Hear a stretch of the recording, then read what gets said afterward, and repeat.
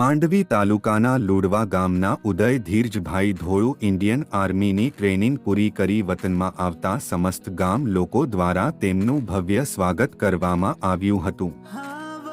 લુડવાના ખેડૂત ધીરજભાઈ દેવજીભાઈ ધોળુ અને માતા પ્રવીણાબેનના પુત્ર ઉદય ધોળુ ઇન્ડિયન આર્મીમાં જોડાઈ લખનઉ અને બેંગ્લોરમાં 6 મહિનાની કપરી ટ્રેનિંગ પૂરી કરી લુડવા આવતા સમગ્ર લુડવા ગામમાં ઉત્સાહનું મોજું ફરી વળ્યું હતું અને ગામના પનોતા પુત્રને આવકારવા આખું ગામ ઉમટી પડ્યું હતું।